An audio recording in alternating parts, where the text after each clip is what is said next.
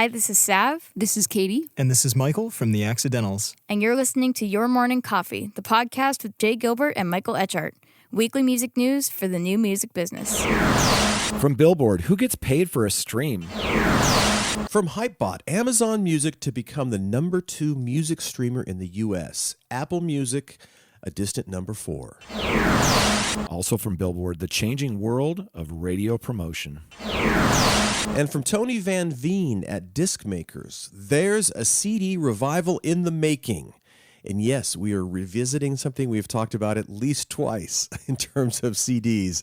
So we've got these stories. We've got a lot more banter and merriment with my friend Jay and myself. Sit back and relax because here we go. Stand by for transmission. This is London calling. Wake up! The revolution is at hand! Your morning coffee is on the air. On the air. On the air. On the air. On the air. On the air. Standing by.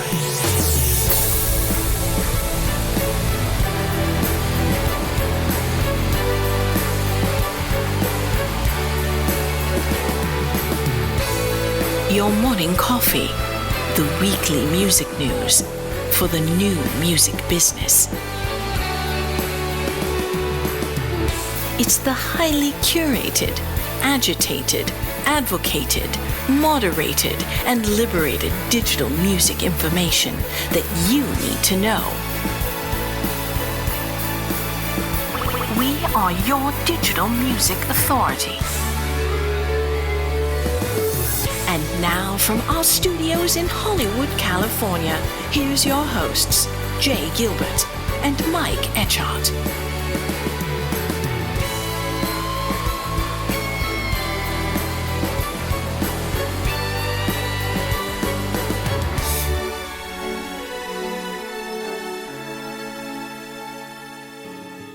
Shiver in the still of the sweet dark cold. 3 fires burn from the open light, and beneath the water as dark as wine, the past is sleeping but still shine.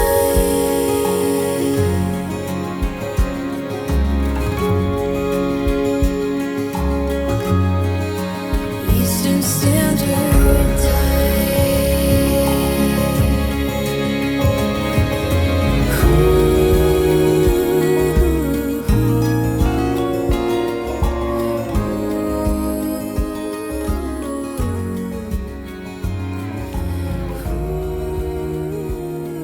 Well, Jay, good day, my friend. It is so nice to see you on a Saturday for us. Good to Saturday see you, morning my as we friend. record the show. It's a beautiful day. It is a beautiful day. Absolutely. We're going to be talking about the music business and a couple of really wonderful articles we're going to talk about. But before we get there, that was our good for more your friends than mine, but I'm a giant fan of the Accidentals. And what a lovely song, Eastern Standard Time. Yeah, co-written by Peter Mulvey. What's interesting about the Time Out, it dropped on last Friday. It's Time Out Session 2. It's their second EP in this Time Out series, which is a series of co-writes from the band. You know, the EP's first single, Eastern Standard Time, which we just played a part of, like I said, was co-written with Peter Mulvey. Really inspired by Michigan's Upper Peninsula, or UP, if you're from the area. The Time Out Session 1 had a single, Wildfire, that you and I talked about. That was co-written with Kim Ritchie. And that was named the #1 song of the year by Folk Alliance. That was pretty cool. So this is the second installment of their Time Out project. And it features co-writes with Gretchen Peters, Beth Nielsen Chapman, Gary Burr, Tom Paxton, Maya Sharp, Georgia Middleman, and of course Peter Mulvey. I had the pleasure of seeing Kim Ritchie, Beth Nielsen Chapman, Katie Larson, and Sav Beist from the Accidentals play the Bluebird Cafe when I was in Nashville last, and they did a songwriters night there, and it was just beautiful. And they've embarked on this tour to kind of replicate that magic as well. But thank you to Michael, Sav, and Katie for the cool intro. Well, you know what I also really respect about them is and like a lot of artists now, they really continue to kind of mix it up, just to kind of do a little different ingredients into a process of making an album, and it's refreshing. I'm sure artistically it's very rewarding to keep things, kind of changing, not so static. And that's really, I think, when we talk about the difference between the new music business and our old music business when you and I started, that's kind of really one of the hallmarks that I think about, which is, the collaboration and the ability and the interest in completely collaborating with different songwriters, with different musicians, with all kinds of stuff. So it's really, it's charming to see how creative they are with how they approach, their different projects. Yeah, I agree. And they do something that I've seen other artists do, but not everyone. And that is during the lockdown pandemic, and now as we're hopefully coming out of the pandemic, they never stopped moving. They never stopped writing, recording, live streaming, collaborating. And I've seen that with several artists over that time period who really made a lot of ground and grabbed a lot of new fans and grew their audience and grew their engagement. We saw a couple of artists that kind of gave up and shut down. And look, you can't fault them for that. It's been difficult for all of us. But you got to hand it to the people who said, no, I'm going to roll up my sleeves and get at it. And I appreciate that. And take advantage of the time. Absolutely. Right. And for a lot of artists, it's the first time they've had considerable downtime, maybe in their career, because you're always, looking at the next record, the next tour, the next whatever. And they took advantage of the situation, which is great. Yeah. By the way, the guy that I speak with actually more than every weekend, certainly, but he's my longtime friend, Jay Gilbert. Yeah. He's the co-founder of label and artist services company Label Logic. He's the curator of the Your Morning Coffee newsletter and a former executive with Universal, Sony, and Warner Music Groups. And a damn handsome man. Oh, thank you so much. And the gentleman that I get to share this microphone with is my longtime friend, Mike Etchart, former host of Sound and Vision Radio, formerly of SST Records, Warner Music, Capital EMI, and Universal Music. That's almost everybody in the business that you've had some kind of contact with. But both of us, it's like, well, we're old. couldn't keep We've a been job. around a little while, so. Yeah, exactly. And by the way, we are certainly appreciative. But besides, I'm appreciative not only of getting to do this with Jay every week, but also the wonderful sponsors that help us put the show on, including the Music Business Association. The 4-day Music Biz 2022 conference agenda has just been announced, taking place in May 9th through the 12th at the JW Marriott in Nashville. Along with returning favorites like the Metadata Summit, #NextGenNow, DSP Workshops, and Brand Summit, to name just a few, you'll find timely new additions for the 2022 conference, including conversations on NFTs, gaming, and immersive music experiences, catalog acquisitions, and much, much more. You can jump over to musicbiz.org to get the skinny on that event, which is fantastic. Can't wait. I'll be there. Your Morning Coffee podcast is also brought to you by our friends at Bandzoogle. Built by musicians for musicians, Bandzoogle is an all-in-one platform that makes it super easy to build a beautiful website and EPK for your music. I'm actually building a new one this week, Mike, that I will share with you. They have so many cool templates over there that you can use.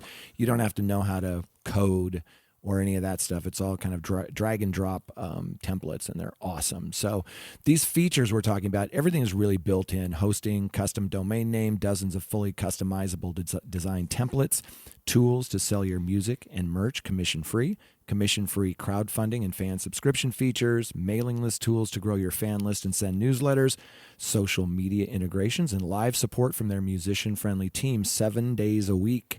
Your Morning Coffee podcast listeners can go to bandzoogle.com, try it for free for 30 days. Just use a promo code MORNINGCOFFEE, all one word.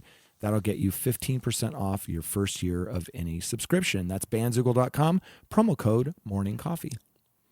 And we are also sponsored by Hypebot. Since 2004, Hypebot has chronicled the new music industry and the trends and technologies that are changing how music is discovered, consumed, marketed, and monetized. It is edited daily by founder Bruce Houghton with help from Alana Bonilla. Hypebot and sister blog Music Think Tank are published by live music discovery and marketing platform Bands in Town. Yes, sir. Speaking of Bands in Town, over 65 million live music fans trust Bands in Town to get personalized concert alerts, recommendations, and messages from their favorite artists. It's the #1 artist services platform, connecting over 550,000 artists with their super fans. Managers, labels, agencies, and artists access their own dashboard to manage and promote their tour dates across all platforms. Indeed. So big thanks to the Music Business Association, Bandzoogle, Hypebot, and Bands in Town. Boy, big thanks. Big thanks. We appreciate it. We certainly do. So, Jay, let us jump into the plethora of cool things we are going to talk about today. Our first article is from Billboard. Who gets paid for a stream? Oh, boy. And, again, we talk all the time about this, the wonderful amount of great information that is out there for artists to really kind of get the story of what's happening. And this is a great article by our friend Glenn Peoples. Yeah. Keeping it real over there at Billboard. Yeah, Glenn's the best. And what I love about this piece is it just kind of pulls everything together, because as much as we talk about the economics of streaming, there still is a lot of confusion. And I answer questions every week about it. And it's nuanced and it's evolving and changing, but there's some things that, and we'll get into this a little bit about who gets paid and why. And what I love about this is, he kicks it off by saying that, over 1 trillion times a year, somebody streams a song in the United States. Now, we're just talking about the U.S. for a lot of this. And that sets in motion a process of paying royalties to the rights holders. And that's key, the rights holders and creators responsible for the music. Each individual payment is minute, usually less than a cent. But for popular songs, royalties can add up to millions and millions of dollars, and he uses the example of, Dua Lipa, for example. But here's where we kind of dig in. Both the sound recording and its underlying musical work receive royalties paid from the DSP. And I think even for people in the industry, that's it's one of those things that it's not easily understood for a lot of folks, that there's the master and then there's the musical work itself. And, you and I have talked about that kind of analogy of, it's like the blueprint to a house. That sheet music is like the blueprint. Anybody can take that and build a house. And, but there's only that one original house, that song by the Beatles I can record yesterday, but there's only the one, that's the master. That's the Paul McCartney singing, or, the Beatles singing. Yeah, exactly. And as we've talked about, they are, especially in our era, a little bit less so now, but they were two distinct, even within the same company, they were two distinct universes, the music publishing side of things and the recorded music side of things. So and that has always been the case with going back to vinyl days, is, the artist is getting paid on both. And or somebody is getting paid on both, I should say. Sometimes the artist, not necessarily the artist. And so it is interesting to even people within the business, as we were saying, when we worked in the recorded music side, I knew a couple of people over publishing, but that was it. And, it was just like a country. Yeah. even as the same company. Yeah. And you brought up something that I thought was really interesting. And that is that back in the old days, back when, Frank Sinatra or Elvis, when you came from the, really in the 50s and early 60s, A&R took on a different meaning, right? And you pointed this out, that a lot of those artists were not writing their own songs. Even the early Beatles had a bunch of covers on their early records. And it wasn't until that evolved into artists actually recording their own songs primarily. But now it feels like we're going back in time, where people are recording songs from other songwriters, other producers, multiple co-writes. That's easy for you to say. So it's interesting to see how this is evolving, but you need to understand that, typically record labels collect and pay the recording artists from their share of the royalties, right? Publishers collect and pay songwriters what's called a mechanical royalty that represents the musical work that we just talked about, embedded in a copy of a recording, roughly around 10% right now. And then the PROs, performance rights organizations, are paid performance royalties as they receive royalties when a song is played on, the radio, retail store, concert, and then it evenly splits publisher and songwriter. after taking a small fee. So if you look at a lot of this stuff, it can be really nuanced and confusing for someone outside of the industry. It's like, no, wait a second. If it's performed live, I get it. And if it's performed on the radio, like you and I talk about all the time, maybe the songwriter will participate in that revenue, but not the performer, at least in the U.S., right? Yeah, and exactly. I can see why there's so much confusion surrounding this, but I think the bottom line with a lot of this is that the DSPs aren't necessarily the bad guys here, that they're actually paying out, a majority of the revenue that they're bringing in. Well, and you can have the discussion by saying, well, that the amount they're keeping is maybe a little excessive or maybe more than they should, but by and large, they are paying out a lot of dollars. And as we've talked about a number of times on the show, it has completely changed the way the business operates in terms, it used to be seasonal. You can't say that enough times. It was seasonal. You rolled out your hits because I worked for an independent label at the beginning, so it wasn't quite the same pressure. But, when you're a publicly traded company, you have to show profits. And you show profits in the music business if you're a publicly traded company by having hits. And if you have hits, you brought them out in the fourth quarter typically. And why? Because everybody was in the stores. It was a physical thing, right? You were going to Tower Records and Warehouse and Musicland and Camelot and Sam Goody or whatever. All those people were shopping. And, I worked at Tower Records. I worked at an indie. And I remember those fourth quarters. And we had everybody, all hands on deck, and we had lineups, and we made a majority of our revenue in Q4. And of course, to your point, that's when they put out not only those big blockbuster releases, but box sets and greatest hits, right? And some of that's carried over to the streaming world. Still, I'm on calls where people are talking about their Q4 releases, and I think it's a little bit different in that people are thinking, okay, people will be shopping for the holidays, and maybe that makes sense for physical goods. But then also there's gift cards that are given out. And so right after the holidays, someone may have a new device, a tablet, a phone, music player, whatever it is, turntable. And so there's kind of that second bite at the apple. But you're right, that Q4 is just ingrained in the music industry psyche. Yes, and just not necessarily like it was before. And I wanted to mention a couple of things about mechanical royalties. So again, mechanical royalties are the publishing that was paid to when in the old days when an album was sold. And somebody pointed out to me a long time when I first got in the business, like if you look at Bob Dylan's catalog, you'll note that every album has 10 songs, only 10 songs, not 11. Not 9, but 10 songs. And Bob Dylan at the time had a manager named Albert Grossman who very much understood music publishing. Cutting edge. Well before most people did.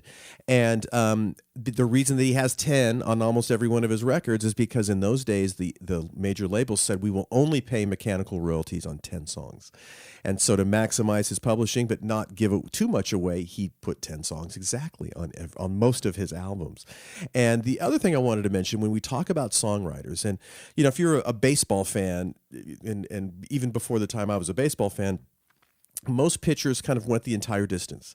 Then the relief pitcher came in, and now we have super specialized people in baseball that are middle relievers and late closers and all that stuff. In songwriting, it used to when the things changed, when A&R used to mean artisan repertoire instead of artisan restaurants, and the A&R guy would bring in songs for the artist to record that they clearly did not write, and then the Beatles changed everything. But the Beatles were still Lennon and McCartney, really just one or the other, but they had done that original publishing deal. So, but now you see the specialization of songwriting, and so when you talk about a lot of these multiple people involved in the publishing, they have people that are just specialized in choruses, that specialize in hooks, that specialize in beats. All of these people are getting a piece of that a little amount of money. That's a great so the point. publishing spread is and Glenn talks about it a little bit in the article, which is it's just changed dramatically. If so many more people on the publishing side getting a piece of the pie because of the way songs are crafted now, especially in the pop world and in hip hop as well. Yeah, there was an old joke in Nashville, change a word, get a third, but that's not the case so much anymore. It's really what you just alluded to. And keep in mind when you look at, I think we need to do it again, but we looked at the Hot 100 last year, and the average number of co-writes was north of 4. It was like 4.5 or something. That's a lot of co-writes. That's a lot of publishing splits. And then you have to figure out, well, to your point, what is that split? Is the chorus guy getting 25%? Is he getting 10%? Are they splitting it evenly? So it adds a lot of complications. Most streaming revenue, by the way, comes from those subscription fees. In simple terms, the DSPs divvy their pools of subscription revenue according to the number of times a track was streamed in a particular month. So there's a pool for that month, right? Now, DSPs with freemium, ad-supported business models like, Spotify, YouTube, Pandora, SoundCloud, they also pay rights holders a share of the advertising revenues. But of course, like Apple doesn't have that. There are a lot of DSPs that don't have that ad-supported tier, but that pays out a much lower rate. But once the royalties are calculated, a DSP makes separate payments to the record labels for those sound recordings and to publishers and PROs for their musical work.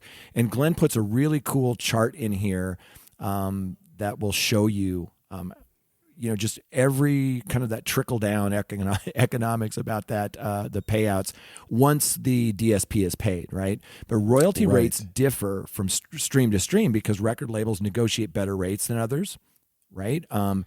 And exactly how record labels' royalties are calculated is hidden behind an opaque process of non-disclosure agreements, according to Glenn. This frustrates some artists and labels who feel disadvantaged by an uneven playing field. But it's not as simple as saying you get a third of a penny for a stream. It really depends on how many streams happened that month and how many users were streaming it. I wish it was that simple, but we talk about the user-centric model, where if I listen to the Accidentals all month and nothing else, shouldn't they get my $10, or should Dua Lipa get some of that because she had a ton of plays? So we're kind of in our infancy here, but as an industry, we're looking at all of these different models. Well, and one of the things that this article really highlights is the complicated process of paying out to all these different entities. Now, I would say that Spotify is and the DSPs are fairly generous in what they keep. They roughly 25%, call it, but they've got a lot of back office stuff to do, and it's of course automated, but it's putting that data in is so complex. And you forget too that publishing companies trade and are sold and purchased, and there's just so much to keep track of. And again, the thing that I think so many artists get frustrated with, and rightly so, which is there's just a lot of moving parts. It's not as easy to calculate as it was when it was physical sales. Right. It's just right. Yeah. And so it's everybody's got a hard job to do in this equation because it's so much data to collect and disperse money. And again, you're talking fractions of pennies, but it adds up, and pretty soon you're talking for some pretty serious money. But that's really, you can see when you read the article, all the moving parts, and then you can also really understand the frustration of people. It's really hard to simplify in terms of the explanation of how it works. Yeah. Super hard. Yeah. And it floats, and it's a moving target. Yeah, and you make a really good point about the way it used to be or the way that it is now with physical formats. Glenn points out that for sales of CDs, vinyl, and downloads, the record label collects money from its distributor and pays recording artists based on the terms of the recording contract. Simple. When the artist owes a label for expenses that have not been recouped, if you get an advance, any royalties will reduce that negative balance until you're recouped, right? When the artist is no longer in arrears, the label cuts a royalty check to the artist. Music publishers are owed a mechanical royalty for each copy of that musical work, like every CD, every downloaded album or vinyl, whether it's physical or digital. Currently, the standard rate, of course, is 9.1 cents per track. So that used to be so cut and dry, so easy. So I'm looking at this chart, and of course this is audio, so our audience can't see this chart, but if you see the article, and I think you have to subscribe to Billboard Pro to actually see it, but we'll tell you about it here. It starts off with total stream value, right? And this is after the DSP takes their roughly between 20 and 25% that what's left, you've got 80% of that is going to the label and the artist.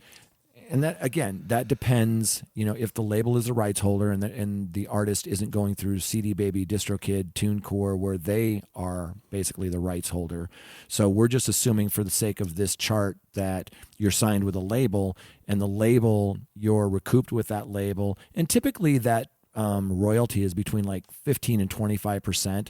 But for the sake of this, we're going to put 16%, and then on the other side of it, you've got, mechanicals, which is for the publishers. And then, of course, they pay the songwriters. And then in the middle of it, the PROs, the performance rights organizations. And so when you look at this chart, there's a lot of mouths to feed, from a song. That's a good way of saying it. It's surprising. Yes, absolutely. There are a lot of mouths to feed, and none of them are getting a ton of food. I mean, it is, it's interesting to see the numbers. I guess that's the best way of saying it. And we've talked a lot about the mechanical royalties hopefully changing for the better for artists, but also the pushback that the DSPs are jumping in with. And so it's a very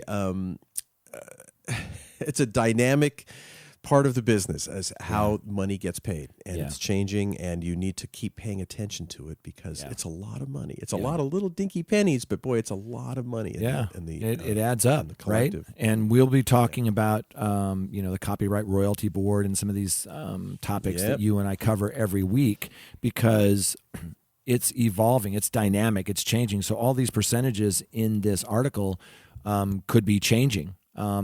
And just to put a fine point on this before we move on, Glenn put this really cool glossary at the end of it to explain to people, who don't know what some of these terms are. And don't feel stupid if you don't know what some of these things are. There's so many acronyms and abbreviations and things in the music industry. And, it's like my grandfather said, an idiot is someone who doesn't know what you just found out. Well, we're just finding out a lot of these things. But he goes into this glossary of like, what is a DSP? What is a PRO? He defines what a mechanical royalty is, and writer's share and publisher share. So, if you don't know what all these things are, don't feel stupid about it. Just, subscribe to Billboard Pro. And, this is one of those that you might want to print out because it's got some really good information. But I would just tell you that this is evolving and changing. And in the coming months, it could be different. Exactly. Great article from Glenn. Thank you, Glenn. Again, a wonderful resource for anybody that, which is everybody in the music business, basically, if you're involved with streaming. Speaking of the DSPs, let's jump over to this next article from Hypebot and our friend Bruce Houghton. Amazon Music to become the number 2 music streamer in the U.S. Wow. And Apple Music is kind of well back at number 4. As he starts, he says, while Spotify continues to dominate, Amazon Music is on track to pass Pandora to become the number 2 music streamer in the U.S., with Apple Music at 4th. By the end of 2022, Amazon Music will have 52.6 million U.S. users, which is up about a little over 5% from last year. By contrast, Pandora's user base will decline this year by 6.7% to 49.1 million. Interestingly, Pandora has been steadily losing U.S. users since 2017, but its steepest decline came last year when it lost about 11%, according to new insider intelligence study. And but every time I read these things, I hear your voice in my head, Jay, because oh no, we're talking about number 1 and number 2. But we always forget about YouTube in these conversations, don't we? Yeah. They are really the number 1. Yeah, it's not apples and oranges, so to speak, but it is the number 1 music destination platform for sure. music Absolutely. streaming. Yeah. Yes, absolutely. Yeah. And he doesn't get into it, but too much in there. But I'm not quite sure why Pandora's user base continues to decline. Yeah, I find that surprising too, because it's still a beast, right? I mean, it's still got 49 million people. That's not nothing. Yes, correct. And until Amazon passes it later in the year, it still is number 2 next to Spotify, if we're not talking about YouTube. And they're doing some really cool innovations there, and they're built on music discovery that's really cutting edge, the Music Genome Project, and they were way ahead of everybody else. And another thing, like for all of our releases, I do a Pandora Stories, which is basically a track-by-track interview with the music that's already on their site, their platform. And those things are absolutely wonderful for people to get into an artist. And there are a lot of people that use Pandora at work. And I'm wondering if that's hurt them a little bit. And then conversely, voice has really helped Amazon because of the device that shall not be named, because I'm surrounded by them. But it makes it so easy for someone to just say, hey, play this. And I think that's really helped them grow. Plus, I used to work for WIA ADA. And for about 5 years, I managed Amazon's business. So I had regular meetings with them and got to know the team and see how the sausage is made. I can tell you that they quietly in the background were working very hard, just like Google, on a lot of different things, and not everything stuck. They tried their own phone, for example, and they've done a lot of things. But what I love about them is they've been innovating, and they took voice and have taken it to another level, and now it's a big part of music discovery on that platform. Well, and of course, don't forget the also interesting thing about Amazon is that if you are an Amazon Prime member, you get Amazon Music. So, whenever we talk about all of these things, there's so many asterisks that we kind of have to mention. And of course, don't forget, so Apple Music is number 4, but Apple Music doesn't have any and no ad-supported free service. So, okay, that's okay. Move that over here. There's a little asterisk by that statement. And you don't get it free when you have Amazon Prime or an equivalent, right? That's right. Exactly. So Amazon leverages their Prime services to give you their television and their music services as well, which I love and I consume for sure.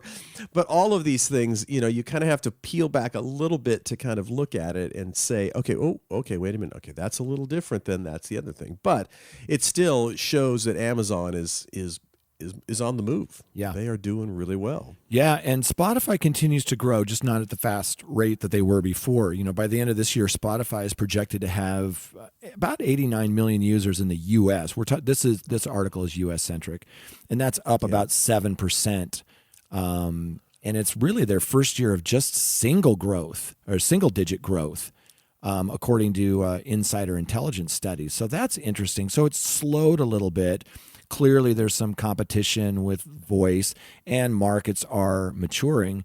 But if you look up the numbers, like globally, even though this article is really more about U.S., globally, around the middle of last year, there were about 524 million paid subscribers, which is massive. I mean, I'm so impressed with how this has grown over the last few years. Spotify had about a third of the worldwide market, right around 33%. And I think that as things mature and we get into some of these markets where streaming isn't as popular right now, yes, the growth is going to eventually slow, and that pie is going to move around. And one of the things I wanted to kind of run by you is I was talking to a friend of mine the other day about like what differentiates a DSP from another. Like, why would you subscribe to Spotify instead of Deezer or Apple Music or Amazon Music or whatever? And we were kind of looking at today. There's not a lot of difference between a lot of them.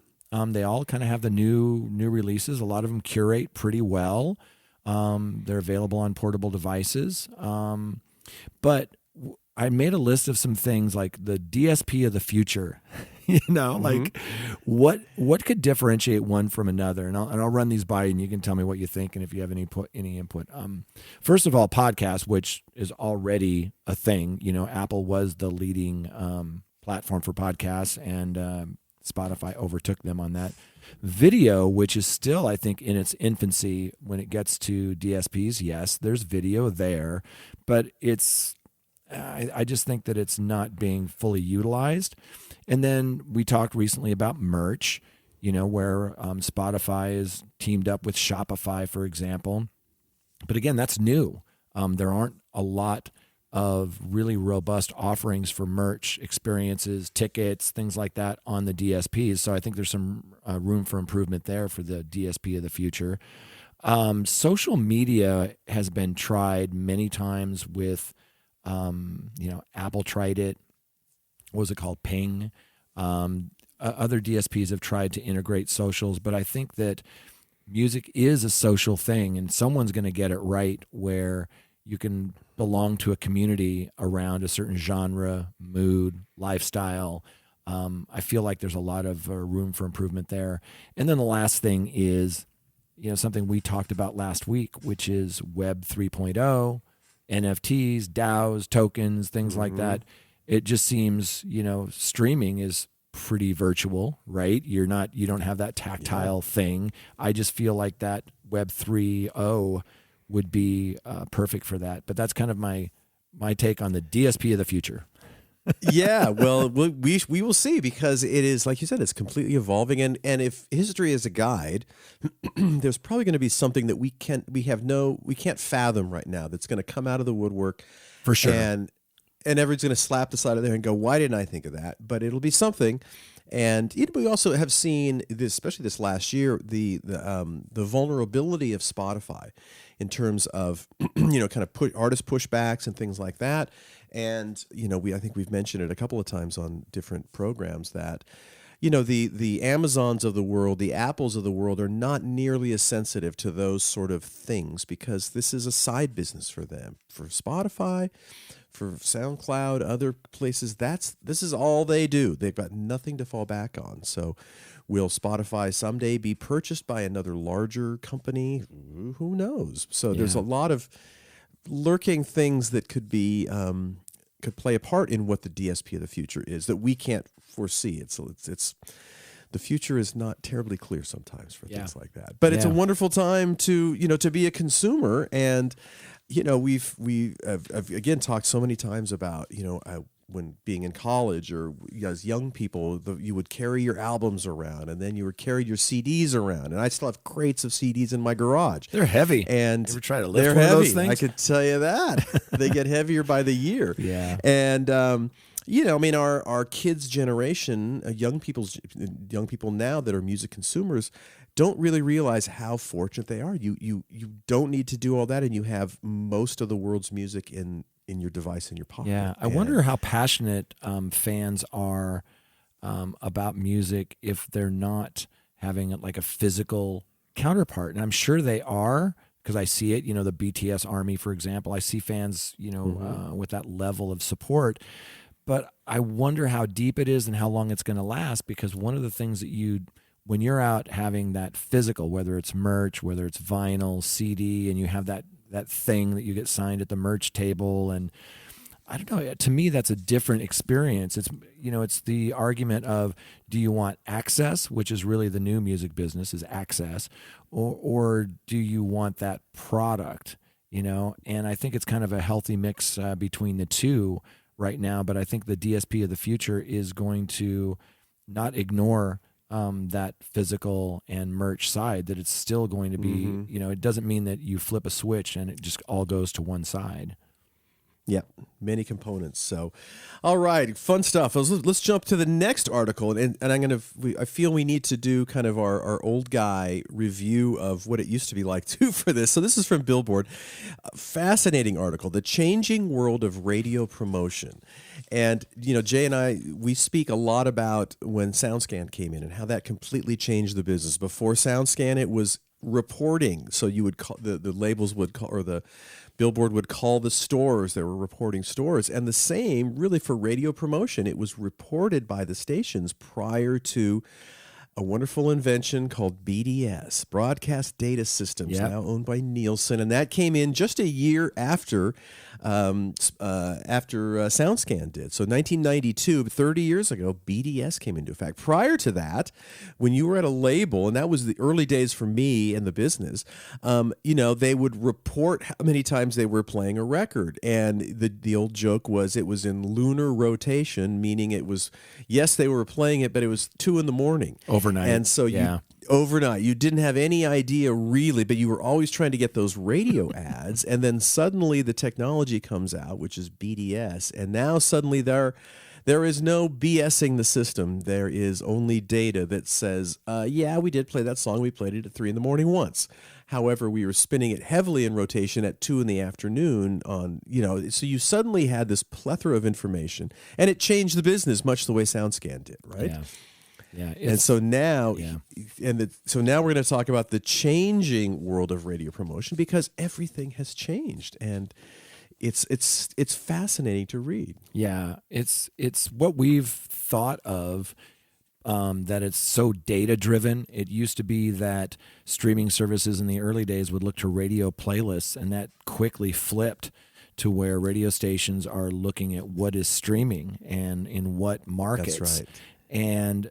But it isn't all or nothing. Like everything, they talk about, and one of the things we'll go through in this article is, they have 7 of these radio promotion people who talk about this new music business, and it's really fascinating to get their take on it. But it's not just looking at the data, and I think it's easy to assume that the new way to do things is just look at TikTok and see what's blowing up, look at local radio stations and see what's unsigned that may be, blowing up, looking for new talent, that sort of thing, especially on the A&R side. But, as Lionel Ridenour, he used to be with Capitol, Arista, and Virgin, he says that there was a time when radio was a leader out of everything. You put it on the radio, sales would follow, marketing would follow, so on and so forth. And he said now that's kind of changed. Now that we take our cues from streaming or ticket sales or something breaking on TikTok, other sources now, and then we do what we do. So I think it's kind of a combination of the two. And I think the smart radio promotion people look at all of the data. But something that really jumped out of this article for me is how important relationships still are. Yes, absolutely. And it's always been that way. And when I worked at a couple of different labels, the joke always was, what was it? Steaks and snow tires. You would call the radio guy up and ask him what he needs. What do you need? And that relationship. And so there was always kind of a back and forth of tchotchkes and gifts and access. But they talk, of course, in the article about how important it is to bring artists into these radio stations and develop it. And in the early, in our first era of working at labels, the process at radio was typically sort of like a pyramid. So you would start at smaller formats and hopefully have success at those formats, and then move it up the chain to the next big format up. So that was always kind of the way you do it. What I found interesting about the article is, and in our day, you kind of made that climb, and then it either kept going to number 1 in pop, or it didn't, but it's somewhere it stalled, and then it would just kind of go down, and that was the life cycle of a hit single, right? Not so anymore, and that's what's really interesting is sometimes you can get several bites at the apple, and that's another kind of aspect they talk about in this article. And it's like, yes, we kind of went up, but then sometimes things will blow up on TikTok. Some things will, and then it's back, and that occasionally happens, but much. Very rarely. That was not much. You make a great point, because that's the way it worked for decades, and you didn't have a second bite at the apple unless somebody maybe passed away, or there was some weird circumstance. But they used the example of Glass Animals releasing Heat Waves in June. The band, was on or is on Republic. They worked a song to alternative radio, and top 40, hot AC. And for a while, that tactic works.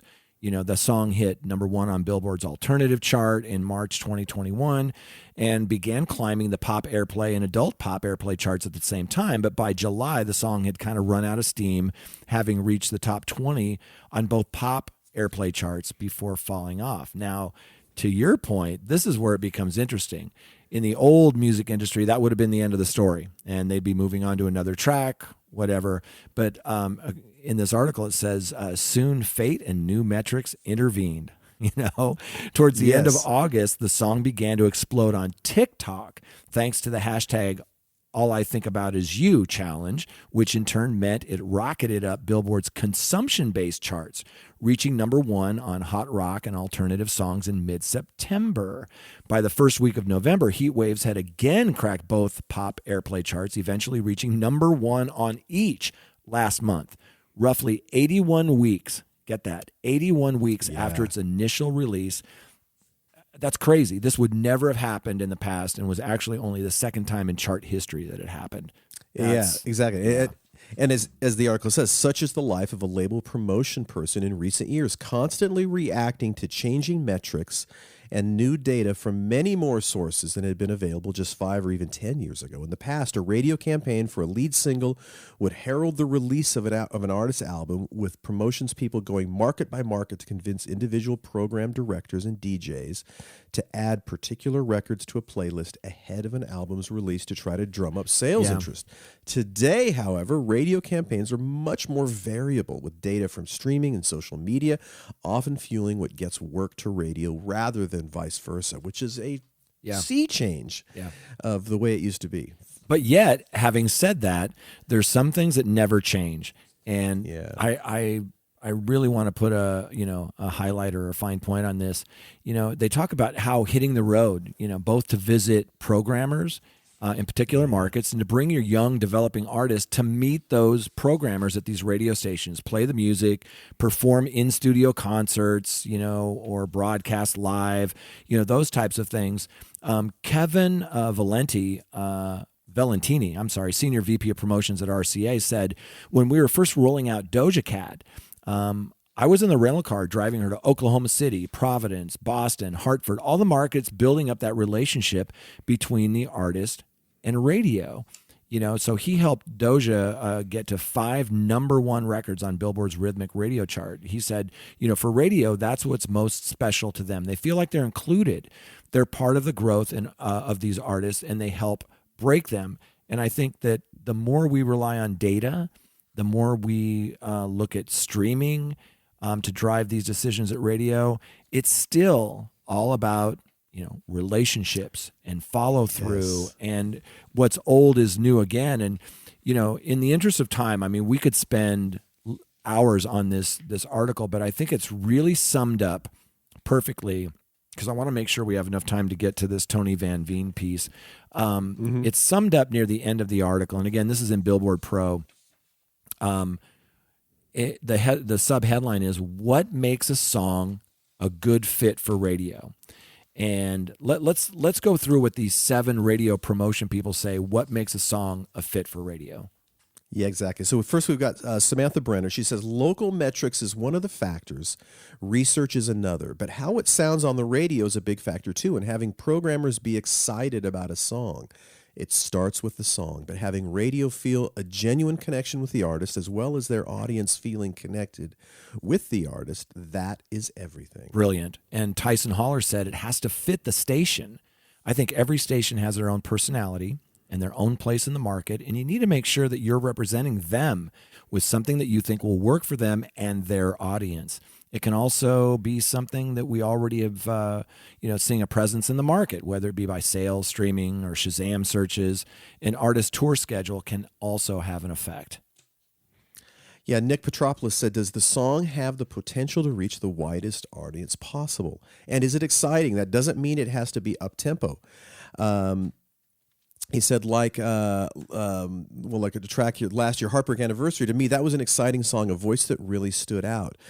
One of the things, too, I would like to throw in here is, don't forget, in our day, Jay, there were so many more stations and that had a freedom to play their playlists the way they did. Yeah. We have now we have radio consolidation, so there's far fewer people that are being hit up by these promotion people, and that really ratchets up the pressure on the promotion department. Tremendous. Because, it's hard. Yeah. It is really hard. It really is. And Lionel Ridenour says, I think what makes a good song for radio is one that connects directly with their female audiences.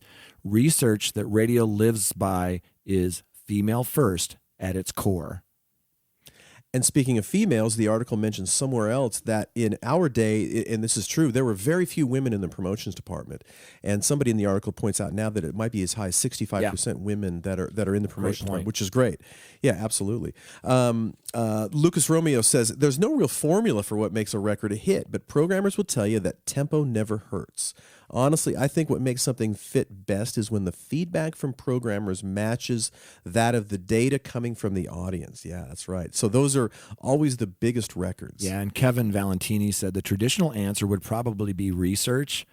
But now the rise of TikTok and streaming numbers, we tend to follow these metrics as well. We've had markets that weren't playing a song on radio, but was a top 5 Shazam record in the market. So when a programmer sees that, they're like, wait, no one on radio in this market is playing that, but it's top 5 in Shazams. You kind of have to start playing that record. Yeah, exactly. God, I love Shazam. And then Kristen Williams says, I'd like to say I have the answer, but that's certainly not a one-size-fits-all approach when it comes to a hit, and I think that's important to realize. You can feel it in your bones when you hear a song and just know it's going to be a hit. We've talked about, is it tempo that drives a hit? Well, some of the biggest songs in our format are ballads. Is it a strong hook? Well, that certainly helps, but at the end of the day, I really don't believe that there is one true equation that determines what a hit is. Amen. And that right there sums it up, because if there were, we would all be doing it, right? So it makes it fun that isn't the case, but it also makes it a challenge. And again, in when you come to marketing and artist development, we try to templatize things. Yeah. And as you and I have spoken about a number of times since we started this podcast, it was much easier in our early days. There were very identifiable silos that you hit, whether it was radio advertising and print advertising, things like that. There's so many more aspects now to artist development and getting things on the radio that just make it much more challenging. Yeah. But all right, good for everyone that's still doing it out there. So, and our last one, we've talked about this a few times, yeah, Jay. but this is a little bit different take, and that's why is. I put it in your morning coffee. And I have a lot of respect and admiration for Tony Van Veen. For those that don't know, he runs Disc Makers, and this is a post on the Disc Makers blog. And if you don't know what Disc Makers is, if you're, let's say, well, you don't even have to be an indie. You can be, any label, or just any artist. If you want to have physical things made up, CDs, vinyl, flash drives, that's still a thing. Lots of these things, you go see Disc Makers, and they'll do short, small runs for developing artists as well as big runs. We use them a lot. And Tony's been on my other podcast, and we've had conversations, and I read this piece, and what I loved about this is that we've been talking about physical stuff, physical music in the last couple of months, because there's all these reports of how it's rebounding, and then some people came back and said, well, that's just Adele, and it's really not if you take that out, and it's really kind of maintaining. But Tony kind of digs in, and he knows this world better than most people. So he says there's a CD revival in the making. CD sales are up for the first time in a decade, and we take a dive into the DIY, do-it-yourself, market to explore the details of what's being hailed as a CD revival. And I just kind of wanted to walk through some of these things with you, because he thinks that there's a little more to this than just Adele. Yes. Well, and he, of course, is making the things. So he's got a pretty good purview of what's happening. And he breaks it down really interestingly. And certainly one of the things he mentioned is that unsigned artists represent 22% of all CDs sold in the U.S. But don't forget, a lot of CDs that are manufactured are not even in SoundScan. And so that is a huge thing. And even in our day... Well, let's talk about that just for a second. Yeah. Because you make Go ahead. Sure. really great point that I want people to, sort of understand. Like, what do you mean? Like, why wouldn't they be on SoundScan? Right? Right. So if you're self-releasing a record, you have to proactively get your CD to be reported to SoundScan. Right. And it's not really worth it if you're an independent artist. What's the point? You want to sell these at your shows, or you want You want to have your fans buy them, but that's a direct transaction. It's really hard to get can stuff be in stores. And let me just interject Yes. that you are absolutely right that I think a majority of these things sold on the road are not captured for SoundScan, and I know artists that do that by design. Yes. For financial reasons. But I will tell you, there's an app that you can download called @Venue, and a lot of artists, they keep track of their sales on the road with that, and they Yes. are registered, and then they can qualify for the charts and for those numbers, and people can keep track of them.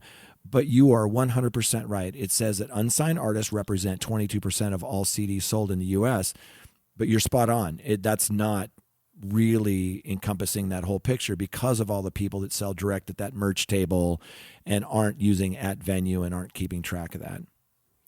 Right. And if you don't know, Disc Makers is maybe the largest manufacturer of CDs. So he certainly has some data that other people don't have as he kind of breaks it down from his perspective, which is really fascinating. And he also kind of brings up the story about, like we did in our previous episodes, which is we have some people saying it's a revival, other people saying, no, it is Adele. And so he kind of, he takes some assumptions here. And he says, first I'm going to take two assumptions. He says, number one, Disc Makers is the only factory that works directly with emerging artists and by far is the largest CD manufacturer, as we were talking about.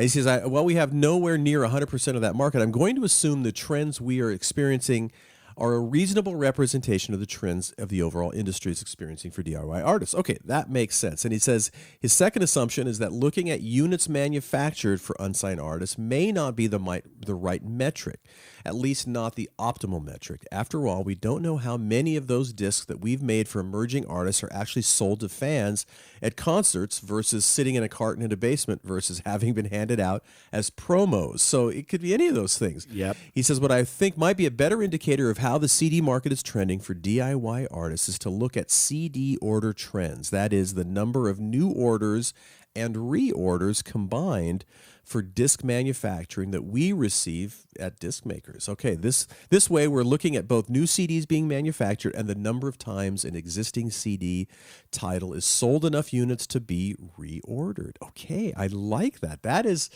pretty clever. Yeah, it takes the emotion out of it, and it kinda does. That's what the data says. And another point that jumped out at me here is that he mentions that CD sales among DIY artists were up in 2021. DIY, do it yourself, is not Adele. Mm-mm. Although if you're a DIY artist, you'd love it to be Adele, but that is not the case.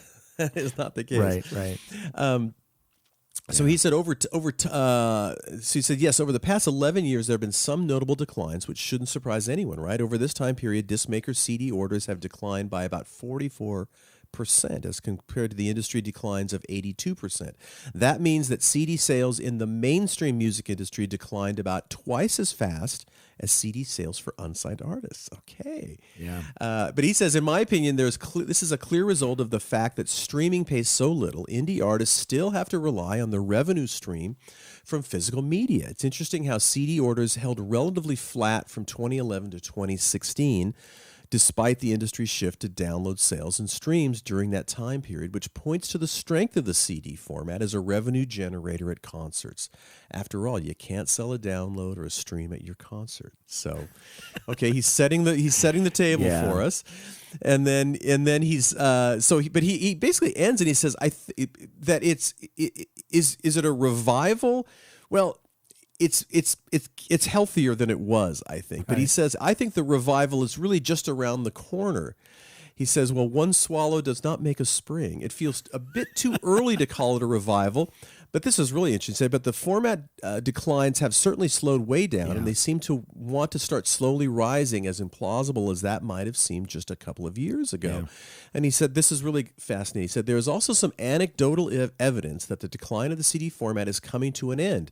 He said, my friend Sean Rutowski, who for many years ran a vinyl pressing plant called Independent Record Pressing, about half an hour up the road from where he is, mentioned that the recent trends he has noticed for CDs at retail, at mom and pop record stores, used record stores, etc., are starting to look like the trends he was seeing for vinyl way back in 2008, just as the format started slowly growing again. And he would know. And so just in full transparency, we've talked about Sean Rakowski. He's a friend of mine. We used to work together. He was head of sales for ADA when I was doing ADA work. Our offices were, fairly close to each other, and we had a lot of interactions together. And he's kind of my go-to guy on the vinyl side, and I dig that Tony and Mike, or I'm sorry, Sean, are friends. And I think this is a perfect way to kind of end this story, because it just encapsulates everything. Is there a revival? Not really yet, but it's got some earmarks of revival. That's right. And who would best to know Tony Van Veen and Sean Rakowski? And I'll just kind of end it by saying that this has been the best article I've read on kind of CDs and what's been happening, because it takes into account other things besides Adele, and he really looks into what's going on with physical goods, especially CDs.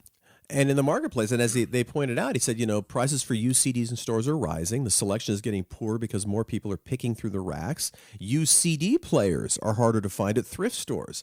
So nobody has really taken into account those things, which I think is fascinating. So we will continue to kind of talk about it, but it's a really interesting point to make. Yeah. Absolutely. Yeah. So well worth reading. So yeah, nicely done, Tony. And on that note, Jay, it's time to wrap up the show, for crying out loud. It goes so fast. Yeah, it sure does. It sure does. But I do want to thank our sponsors, the Music Business Association, Bandzoogle, Hypebot, and Bands in Town. Many thanks for their continued support. We could not do it without them. No, sir. And Jay, have a great weekend. Folks, thanks for listening in. We certainly appreciate it for you taking the time to check out Jay and myself and talk about the new music business. So on that note, we will say toodaloo, and we'll be back next week with episode number 83 of the Your Morning Coffee podcast.